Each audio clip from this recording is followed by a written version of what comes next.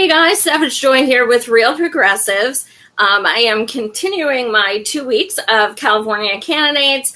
Tonight I am joined by Miss Danielle St John. I know a lot of you guys know who she is from Bernie groups and Green groups and everything. We've all kind of been in this family for a couple years. She is actually running for D49 Congress in California as a Green. So thank you so much for joining us. Thank you for having me. Really appreciate it. Excuse me. So one of the things that I liked about your campaign is because you say not a politician. And that is exampled in the fact that your campaign slogan says, "Are you ready to vomit?" Mm-hmm. And I kind of feel like I'd vote for someone just for that reason alone. So what made you come up with that? Well, a meme, of course. Yeah. All good ideas these days start with a meme. But really, I wanted to go after the voters who don't vote, right? So like I kind of started off this campaign reading this article. There was actually an older article at the time, but it basically like lays out very clearly that 9% of the country of eligible voters picked Donald Trump and Hillary Clinton to be the nominees, for the two major parties, right? So basically, like that kind of shocked me because there were so many millions of people that just didn't vote. And then, in the 2016 primaries and election, there's all these bumper stickers, right? That's like giant meteor 2016, right? It's just like, please God, like nobody, like anybody but the people that are running, right? Yeah. So I'm really, that's actually there's two websites that I have that both link to my, to my campaign website. One is humanitarises.info. And so like if I'm talking to established voters, like establishment voters, either side, I use my Humanity Rises because that offends them like no other. It's like this, like, I don't know, it's almost like this physical like reaction, like that is the worst thing I've ever seen. But when you're trying to go after these people who don't vote because they just, why waste your time? When there are just candidates that either memorize the right words in the right order or, just they don't believe this stuff, right? So they don't represent us. And so when you see these little like clusters of signs this time, during election season on the side of the road, to these people who don't vote, it just looks like piles of litter. It's just like, who's going to go clean that up? It's bad for our environment, right? So a sign like just a little bit bigger than all the other ones, that I actually have a campaign that's I'm ready to vomit, readytovomit.com. So just like right smack in the middle of this big cluster of that will get me some voters. Yeah, hell yeah, absolutely. And then Freeman thought it was hilarious. He looked up the domain; it was available, so we got readytovomit.com. Why not? That's so badass. I love it. And I pretty much know that many people watching can identify. So I'm sure it resonates with quite a number of people. Freeman just put the the link in there. Yeah. All right. So as I said, I've known you probably a good 2 years in the Bernie community. What made you decide to run Green? I was actually going to run independent, to be honest. I didn't want to. I think that, Green Party is different. I think they really do try to represent the will of the people. But I really am coming to the understanding, and hopefully I'm wrong, that these parties basically are just a small minority trying to rule the majority. Honestly, it's like their policies get pushed, and it's not at all in the best interest of the people that the laws that are passed. So so I think that's kind of where that, I don't know. That's what I've got with that. Yeah, no, I totally understand. After watching everything we did, there are more and more Bernie crats going indie or green, or Hmm. because they fucked us over. Right. Well, and that's what I did. I needed to register. After Bernie basically, right after as soon as I could with California. Remember, California was kind of at the end of all of this, right? So we couldn't do the Dem exit thing. Our votes were still being counted, right? So, so as soon as I could, I started campaigning for Jill Stein. And supporting her, promoting her, and I registered Green because it was, there was a party, and I was still kind of in this two-party mentality. Like there's some kind of organization behind it, right? So, but that was a couple years ago, and I think that all of us have, I don't know, kind of evolved our perspectives on things politically. I don't think that if you are holding on to what what the rules are, in the past have been to politics, you don't know anything. Anybody who's claiming to be an expert on politics right now is just lying. They don't know what is going on, right? So but anyway, I did want to register independent, but when I was filling out all the forms, that was a very interesting process. The whole like candidate paperwork and stuff too. But so when I was filling out the form, they said, "Well, if you're registered Green, you have to run Green." And they said, "Well, you can fill out, a registration, a change, but you might not be on the ballot. That's just a way to invalidate." And I was looking for that, right? So I said, "You know what? No, I registered Green for a reason." So and I've gotten a lot of Green love ever since. Don't get me wrong. Like I really do think that this party is the only one left that represents the people, but that's because there's no money in it. So, and a lot of, and the organization, I believe, they're struggling just like everybody else is. Like these are middle class people who are just in their little spare time that they have trying to put this party together. And it's so as soon as they start collecting money, as soon as they start being a viable party, I think that there's a chance. Hopefully, I'm wrong. But I think there's a chance that they might go the same way that the Democrats did. Yeah, I mean that's certainly feasible. Absolutely, I've heard other people say that as well. Mm-hmm. The thing that's so interesting about you that I don't see with really any other candidates is that you haven't changed since you announced. You haven't, like one bit. I've followed you for 2 years. You still post the same stuff. And Mm-hmm. that makes sense that you say not a politician because you still, you do post controversial stuff. You post stuff you're passionate about. Mm-hmm. And not everyone is like a deep thinker or, open to other perspectives. And you get a lot of shit on your page, but Mm-hmm.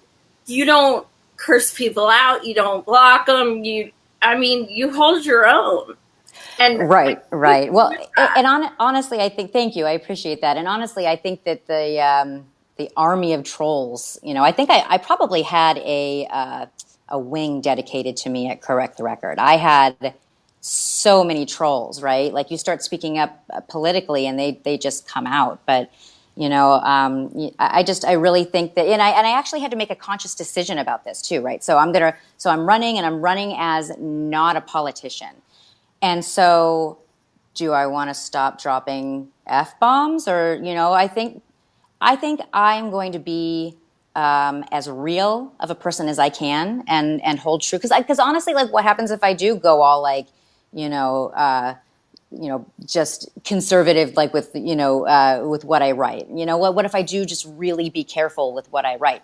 Um, I think that's people can go back in my past and be like, well, look at all of this stuff that it's almost like I'm trying to hide something, right? And so I don't, that's where I'm going with that. And honestly, like, because I'm not raising any money, or like, I mean, very, very little. I haven't even had to file with the FEC yet. So that happens at 5,000, right? So because I've raised so little money, I can have these opinions on things. And anytime, oh, you're just bought, right? No, I'm not. No, I'm not. These are my opinions. And I think that, that there are a lot of political identities out there that just have to accept that, that I can have these perspectives without being purchased. Yeah, absolutely. Right on. And you're right, because in our movement, the only thing that's going to get you votes is being real. Mm-hmm. We can see through that shit. Right. You Right. can too. We can see through that. Right. So you decided to take no corporate money, which is you're not progressive if you do, essentially. Since you are green, you obviously care about the environment that is on your platform. There are a number of things to address, as you know, in that regard in California.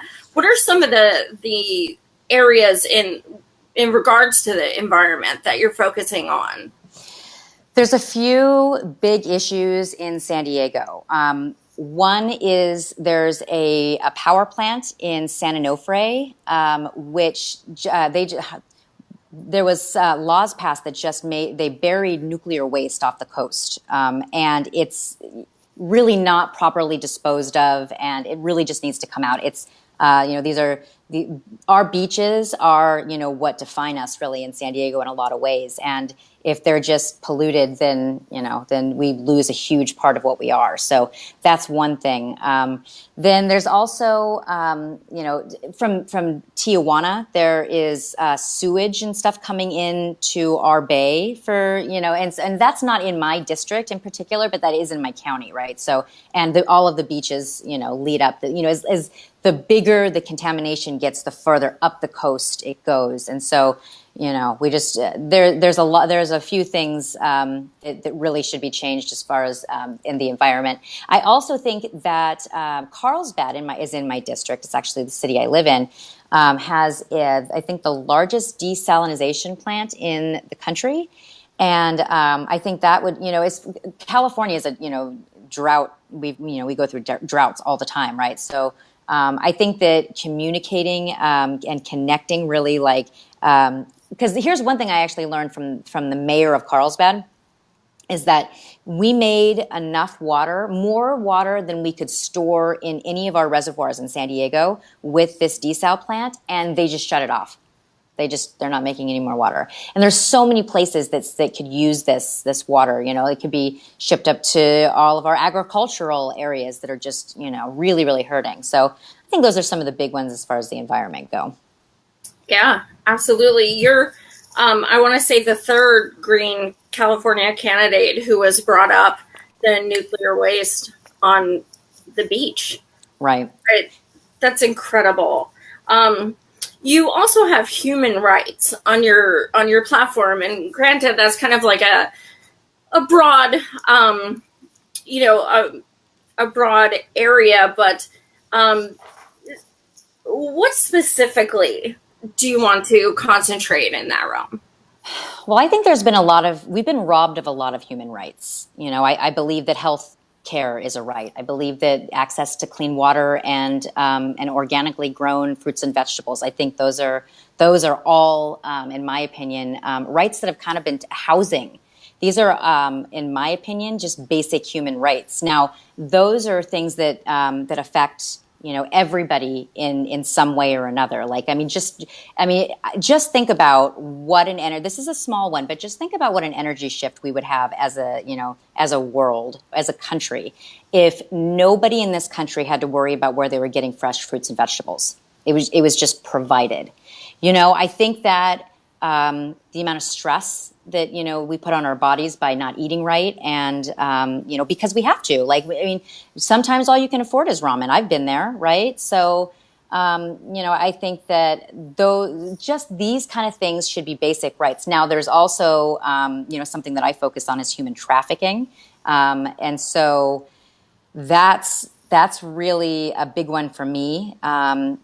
Because we live in a border city, right? So it's a huge issue in San Diego, and it's a huge issue for me after the election. Of course, we all stayed politically minded, but I went from 300 friends to maxed out in a public figure. So it's like, well, what am I going to do with this now? Now I can't just be on the Bernie campaign 2016 forever. So what am I going to do with this? And the problem that presented itself to me was human trafficking. And so I've used my platform to make people aware of this awful thing that's going on that really is not talked about nearly enough. So I don't really see any other candidates running on something like that.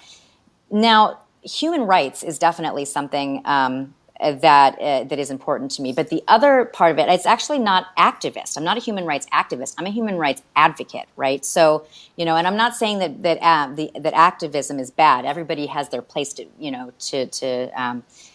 piece in this puzzle, right? But really, I don't think there's enough advocacy going on. Like, think about, people can go to school pretty much for free. My mom actually does this. Like, she helps people who are getting out of prison get into school, and and this is, they get money, they get lots and lots of money to go to school. So when people say that it's very expensive, I know that there's a certain group of people that it is very, very expensive for, but that's not for everybody.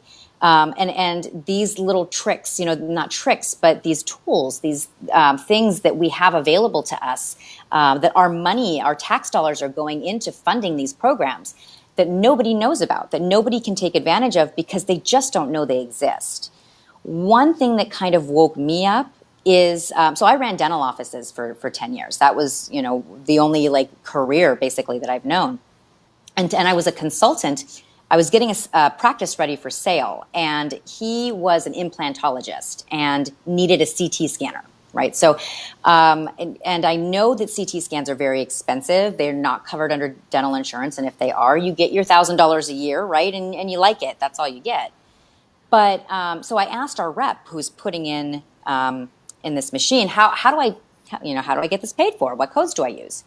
And he sent me 2 sets of codes that I'd never used. It's medical. These are medical codes, right? And, long story short, I found out that, we can be billing medical insurance for most dental procedures as long as we link it to a diagnosis. If you've got, yeah. And so, that's what I did. Now I advocate for patients. I go with them to their doctors, help the doctors pick out the right codes and stuff.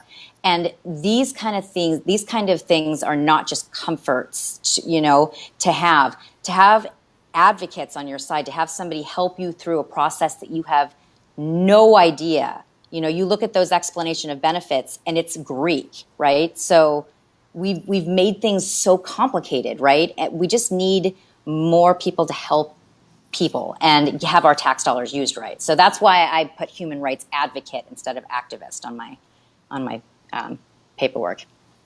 That makes so much sense. I've worked in healthcare for almost 10 years. I see it all the time. Especially I worked in Medicare for years. They upcode these people. They don't put it as medical necessity.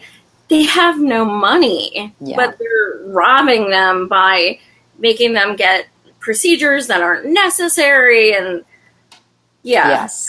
And dentistry is a whole industry that's built up around people. People go to dentists for maintenance, yes, but these, I worked for root canal specialists, and there's these people, these grown men who are just sobbing in the chair because they're in so much pain. This is, I've never actually had a toothache like that, honestly. But, I've seen it, and it's just, I can't really even properly empathize with, trying to make your way through this world when your mouth hurts.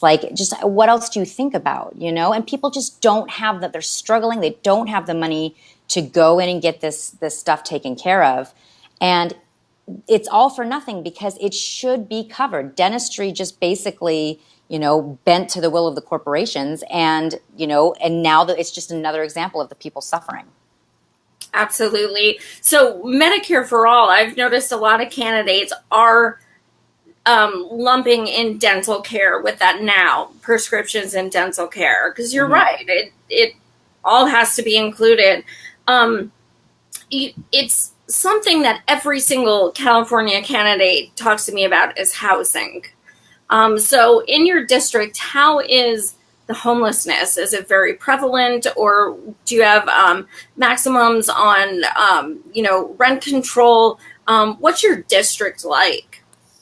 So my district is actually pretty. There are a couple little pockets of lower income, but really, let's be honest. Like when you have a neighborhood that pays a whole lot of money in property taxes, the police kind of keep the homeless out. We do have a couple programs. I know in Carlsbad, we just hired two full-time like social workers to go around and help with the homelessness. Oceanside, there's a little bit of a homelessness problem.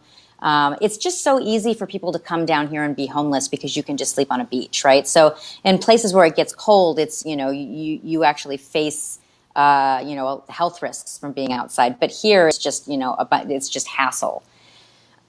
We actually have, like, now downtown San Diego, it's not my district, but we've got a tent city, in downtown San Diego. It's really, really bad. And I honestly, I don't know if, traditional legislation can fix this problem, honestly. I think if anything, I would push legislation, that makes it so banks that foreclose on families have to keep all utilities on and allow homeless people to live there until they, until they sell it. And take care of any costs that they damage property. Sorry, you can afford it. I really think that we need to start taking the power away from corporations, honestly. And this is such a tangled web that I think this is like the devil's in the details. Like we're putting these little tiny Band-Aids on this huge problem when really, the problem is staring us in the face, or the answer is staring us in the face, and it's just get money out of politics so that our politicians can't be bought off by special interests. Like that, it's shocking. In my district, I don't know if you watched my live stream yesterday, but the primary, oh my God, $11 million has been raised by the candidates in my district. $11 million for the primary. This is in 2016 in California. The average winner of a congressional seat paid $1.5 million, spent $1.5 million on an entire election. This is $11 million just for the primary, right? One person's raised $4.5 million, right? One person. And it's like, by the time, this is Paul Kerr is his name. Paul Kerr's vote has been purchased 4.5 million times before he even talks to his constituents, right? So that is really, honestly, the quickest and easiest way to fix the homelessness problem is to stop, selling out to interests that don't care about the people. Absolutely. That's disgusting. How many people are you running against? 15. There's 15 people. Oh my God. What are what's the ratio? Like how many Dems and? So there's 4 Dems, and so the 4 Dems, actually, it's kind of interesting. Like I only thought like 3 were kind of viable. So Doug Applegate, honestly, is my biggest progressive challenge, although I still have not heard him say he's against the next war. He's just pushing give Congress approval to go to war again, right? So, but he's not, but he's not saying he's anti-war. So that kind of disappoints me. Sarah Jacobs is Hillary 2.0, worked for the State Department, proud of her foreign policy skills, and yeah, just a woman, and the only Democratic woman running. She's also an heiress, right? She's actually, her grandfather started Qualcomm. So this is just Qualcomm's seat at the table as far as I'm concerned. Maybe she is very into what she's saying, but she just sounds like she's just saying the right words in the right order, honestly.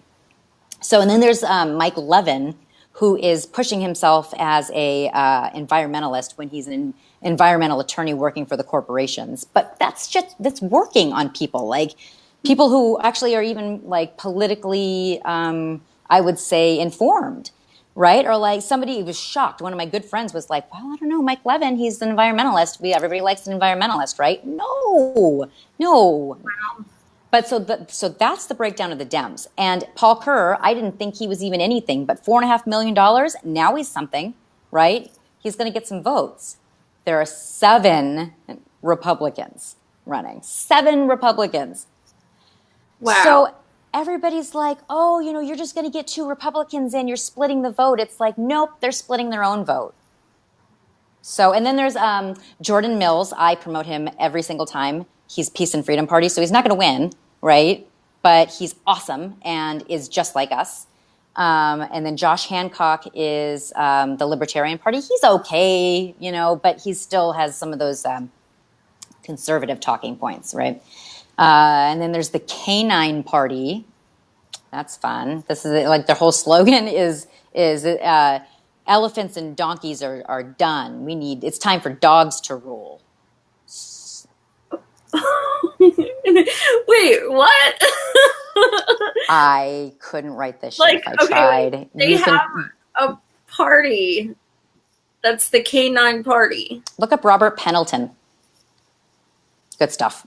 So you could just like kind of make up your own party with a random name, or I think I don't know. I'm kind of new to this thing, so I'm just gonna stick to the Greens for now.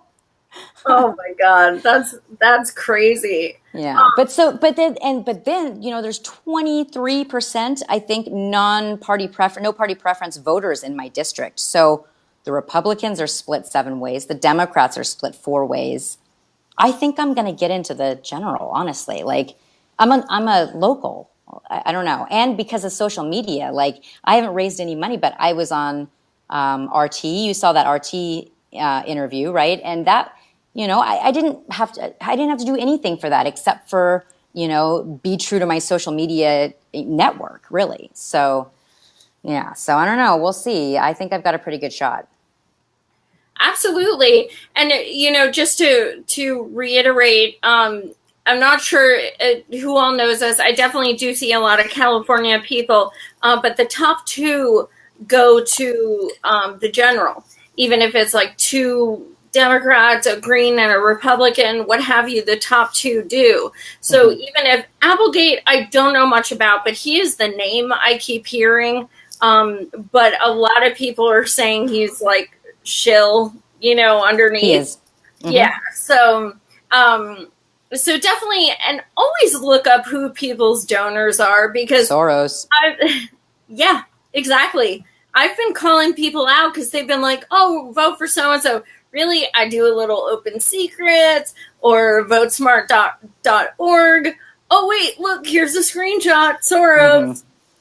Yeah, exactly. It's so, I don't know. But he has, he's raised the least amount of money. Honestly, like I think the best matchup. Oh, and obviously, like, so Darrell Issa is actually the current congressman. He's not seeking re-election.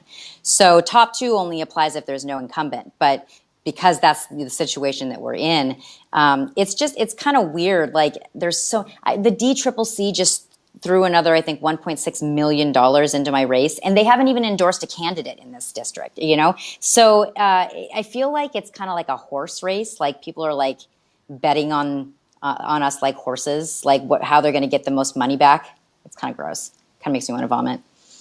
Well, the DCCC is fascinating in itself, because talk about thinking something's a joke when you come up with a legit slogan that says, have you seen the other guys? That's real. Like, that is their slogan. So the best of what's left, that's going to be 2020. Yeah. Like, we suck, but have you seen the pieces of shit over there? They're scared. They're really scared. They're terrified. They are not. They would never admit this, but 13 million people left the Democratic Party. We know that. They have no money and no numbers. That's why this Paul Kerr guy, he just turned into a super Democrat. Like, I'm sure, Tom Perez is somewhere like making him a plaque. That's because that's how they rate their candidates, right? Is by their ability to raise money. So they have no money. They've got no people. They just have these, billionaire donors that are just, they're really grasping, trying to get every possible seat. But I don't think their power is slipping and they know it. Yeah, absolutely. Maybe they don't know it. They have to sabotage people like you who are in the race. I mean, practically every Green or Independent I've interviewed, or even progressive Dem, has been telling me stories about, shit they're trying to pull to get them not to be, qualified, or not to get endorsements, or, I mean, it's crazy. They are so threatened. Yeah, but here's the trick. Here's the secret, right? Don't play their game. I haven't gotten any I got the Green Party of San Diego's endorsement, which means that I got the Green Party national endorsement, right? But that was just because, I thought it would be a slam dunk, right? And it wasn't really a slam dunk. I still had people they were like, so who are you? Like, they were like really questioning me, like, okay, well, just whatever. Anyway, so I got that endorsement, but I'm not looking for endorsements. Like, that's not something that can hurt me because I don't really give a shit about your endorsement. You know what I mean? Like, so, and I stayed under the radar for just long enough. I turned in my paperwork on the very last day, talk shit on social media, right? But, until you actually tell your name is on that ballot, it's just shit talk, right? So I waited till the very last minute. And if anybody was actually really paying attention, they could have seen that I was doing live streams, but they weren't. Their hubris is really, they can't raise money, the Greens, so they're not really a threat. So their polls, the Dems have not put out any polls, any numbers since for a good month and a half or so. Like, it's been a long time, and I think it's because even with. So I got a bunch of surveys. Like, I got a call for surveys, right? So they were surveying likely primary voters, and they only listed the Democrats, and they would match them up. Like, if the election was today, this person against Democrat versus Republican. But the only question, they're like, if the race was today, who would you vote for? And they list all of the Democrats, and they didn't name my name, and I still got 1% of the vote. They didn't name my name, and I still got 1% of the vote. That's awesome. Yeah, so they're scared. Like, they know that their numbers are not good. They're way too split. Yeah, I mean, it's just like when they used to do polls about Bernie, and they would accidentally leave out people from age 18 to 25. Oops. Yeah. God, yeah, exactly. Sorry about that. Well, and honestly, it's nice to have this platform now on it. Like, I just had, one too many entitled Democrats during this primary, or during the 2016 election, say, well, if you don't like the way the system's run, why don't you just go run for something? Okay, all right, here I am. And I don't know, we'll see. And I'm kind of hard, going back to the smear campaigns, I'm kind of hard, besides the fact that I was not on the radar, I'm kind of hard to smear because I grew up in the district, and I'm on the board of a prison ministry that's a 21-year established prison ministry where we take women when they get out of prison and advocate for them. We help them get into school. We help them find jobs. We've got a dental clinic that helps out these women, and because of it, our recidivism rate is at 6%, I believe it was last time, versus 85. So. I think the voting record might just be all they got, and, who cares? Yeah, I don't, there's no attacks really on me. We'll see what happens if I get in the general. Yeah, absolutely. Dave, one of our viewers, had a really good point. He said the fact that they framed the question that way is very telling. Mm-hmm. Also, yeah, I definitely noticed that's one of the Dem tricks to word things a certain way. Right, exactly. And, and I think that this is really, I think it was even likely Democratic voters, so I got the, 1% of the likely Democratic voters, which, I think is pretty badass. I took one of their percentage points away, and they're so divided anyway, right? So, yeah, I don't know. But I think when you look at the polls that came out in the 2016 election, There was no way that Donald Trump was going to be our president, and Hillary Clinton was president of the world, right? I mean, she just so that's the thing is that they can't really even spin these numbers right, which is why they're not putting them out. But even if they did, I don't know. I don't think it's good for them. No, it's definitely not. Right. And it's fun to watch. Yeah, it sure is. It sure is. And that's something else I've said to my candidates, because even though, not everybody's going to win, you guys are making the other candidates go more left because, oh shit, Danielle's got followers and she believes in universal health care. Maybe we should take that on. I don't know. And that's how it happens. Like, Hillary never would have given in to her, her stupid $12 an hour that she compromised on, or free college tuition if you're under 120 a year, things like that. That was Bernie. He might not have won the rigged game, but he made her go left. Mm-hmm. So, shit, that's awesome. And that's right. And, another big goal, even if I don't win, I don't know, like who knows, maybe I'll win. I think I might, honestly. But another big goal is honestly just to take or to put the transparency back in the process. It's just so, personally, I thought that you had to have $2 million and thousands of signatures to even fill out the forms. Right. So it's not like, I know it's not like this in every state, but, I went through the whole process on live streams, and hopefully people can go back and look at these. And, I talk about just the whole process. It's only 40 signatures that you have to get in California and $1,700 to get on the ballot. It's like $2,500 to get your candidacy bio. I quoted Tupac, it's like, I really, I want to inspire the people, like the real leaders among us. And I know that there are so many people who just give their heart and soul to this process and support candidates that may not be perfect, but we just have to be pragmatic, right? Because we can't just have everything that we want.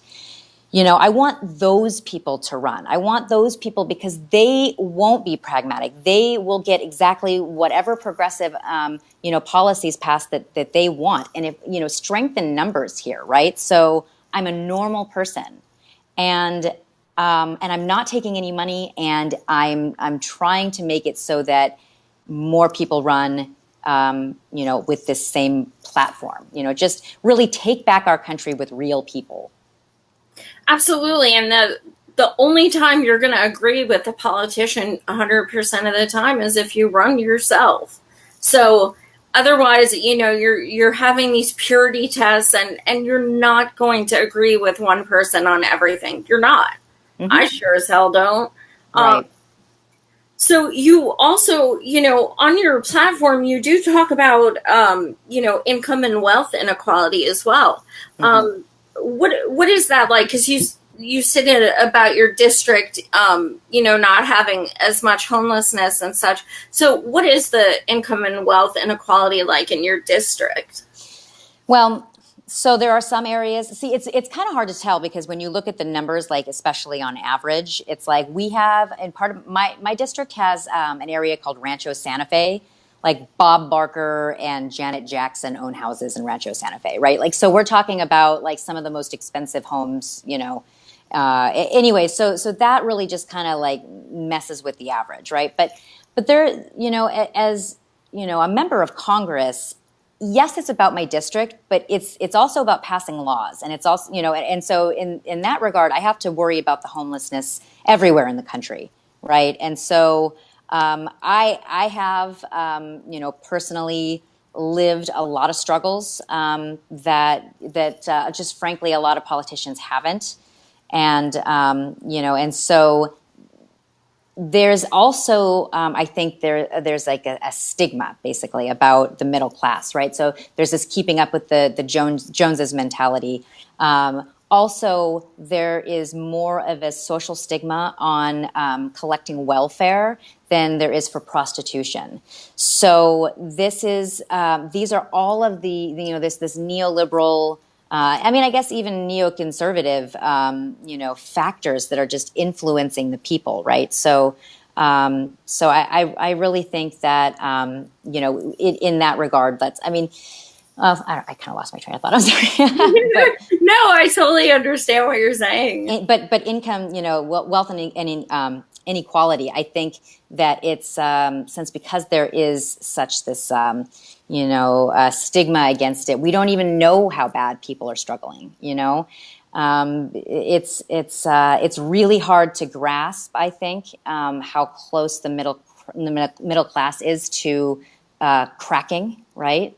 And you're not going to really be able to see that on the statistics very well, but it's definitely alive and well. I just think it's well hidden. Yeah, good point. Do you support a federal job guarantee? I I actually would more be in favor of supporting universal basic income than a federal jobs guarantee. I think that I mean, and I think both of them can be bandages, right? Because and not band-aids even. Like these are big helps, right? But universal basic income will not only relieve the pressure from this pressure cooker that we're in, because everybody will have just a little bit of breathing room. But when they do finally have this breathing room, I think a lot of people are going to realize that our money is a sham, right? I think that's really like the MMTers, right? Like I think there's one point that resonates with all of them, and it's that money is shit. It doesn't help the people at all. We can make it whenever special interests need it, but somehow when the people need it, how are we going to pay for that? How are we going to? It's so I think that even introducing a concept like universal basic income will make people think and give people the space and and time really to think about this stuff. Everybody's so stressed out; they're worried about surviving. They're not worried about whether our money is bad or not. So I think it'll give them the time and space to finally have a grasp on MMT, honestly, because they'll be able to see money for what it is instead of the sham that we're all uniting behind at this point. So now, as far as the jobs guarantee program, I think that sure that would kind of do the same thing, except I don't know if it would allow people the same kind of time and space to properly understand what the problem is, like universal basic income would be, right? So I was talking a little bit about on Facebook automation, and I really think that we should be mindful that not supporting automation, and I'm not talking about as it is now, right? I'm not talking about like how the corporations are using it to screw us like they do with everything, right? But basically by not supporting it, right? So, going to the self checkouts, right? Things like that. It's, what are you doing? You're creating jobs, right? For people, and people need jobs. Well, I don't know. I think that people need jobs, but I think that, it's holding us back. It's holding humanity back by not embracing technology that can help us out, with things, we don't need people to be pushing buttons, we need people to be pursuing their passions. We need people to be spending more time with their families.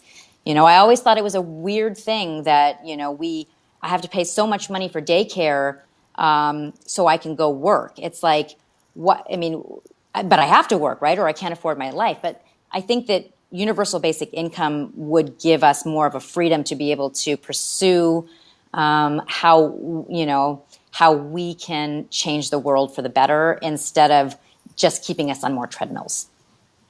Yeah, the downside to UBI is that they take away all other programs. So Social Security stops, Medicare stops, food stamps stops, anything like that. That's a downside. And then in that, you only get, they found that the average in other countries was $621 per person.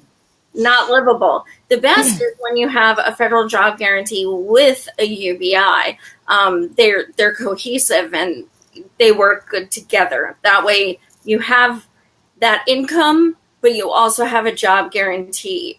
Mm-hmm. So it does work best together. Right.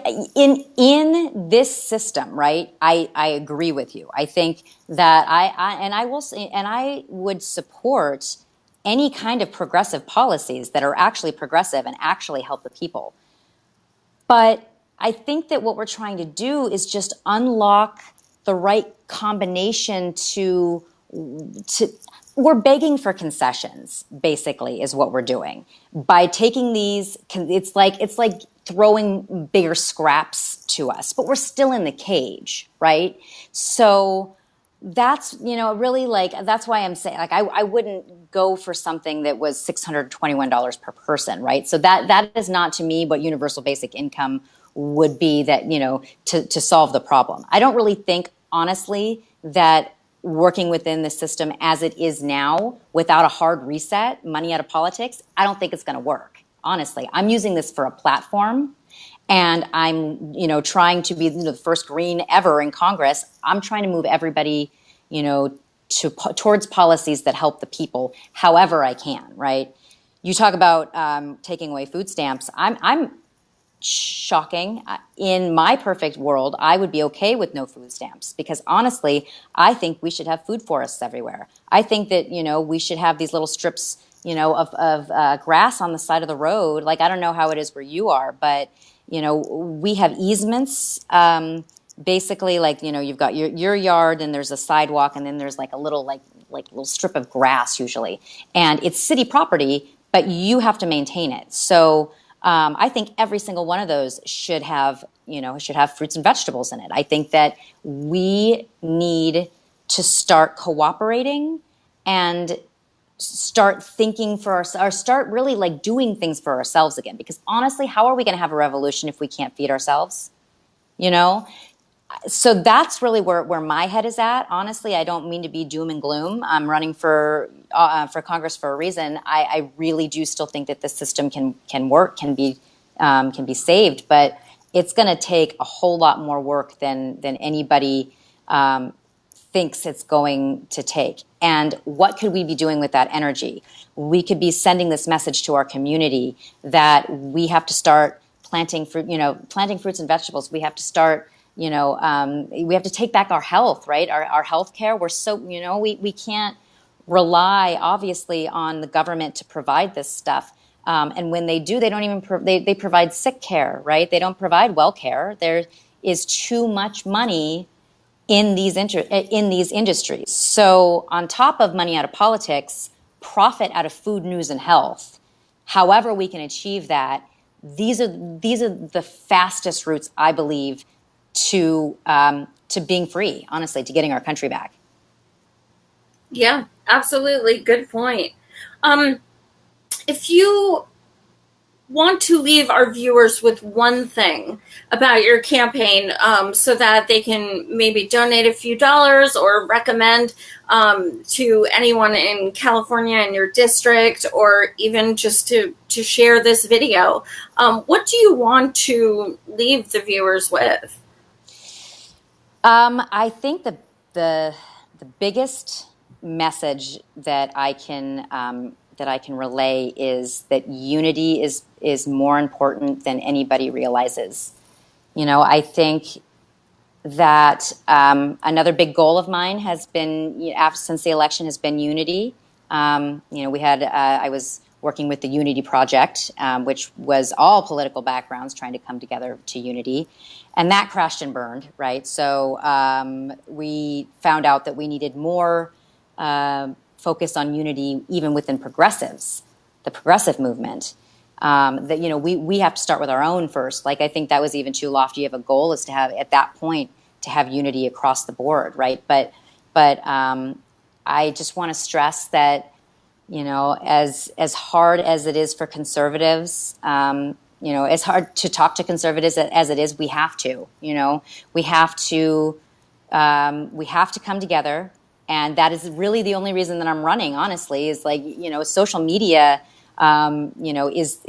gave me the support initially to be able to do this, and I couldn't do this without you. And we can achieve so much more if we can somehow figure out how to unify with all parties. And every suggestion is valid, but honestly, I just think that every situation that we face, especially on social media, we're hiding behind screens, right? It's easy to take the humanity out of it. But just, I hope that you guys can think of unity in every interaction that you have. And I'm guilty, I've called some people some names, but I get better every day with time and practice. And I think that if we all focus on unity in everything that we do, I think that we can achieve amazing things. Awesome. Well, I think that's a perfect way to leave it. I do want to thank our viewers. I just completed 8 shows in 5 days. Give this woman a nap.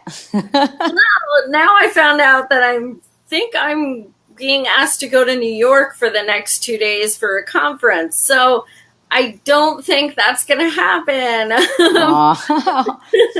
But what are you going to do? The revolution must continue. Elected. I want to spread the word about progressives, and even though I'm in Pennsylvania, I love doing this for other states as well. I love it because I get to promote people who I would vote for. So thank you guys so much for watching as usual.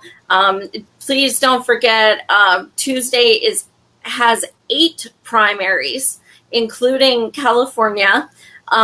So please encourage all your friends to get out and vote. I don't care who they vote for, just get out and vote. Yes, Myrna, you are correct. So yeah, just thank you guys so much. And thank you guys so much for watching Danielle and supporting her. Danielle, best of luck. Thank you so much. Thank you so much for joining us. I know it's been I'm going to get her on. I know I am. I really appreciate it. Yeah, we definitely need more people like you out there spreading this message and promoting the right candidates. So thank you for everything that you do. Thank you so much. Yeah. Absolutely. Okay. Take All care. right. Thanks. Talk soon.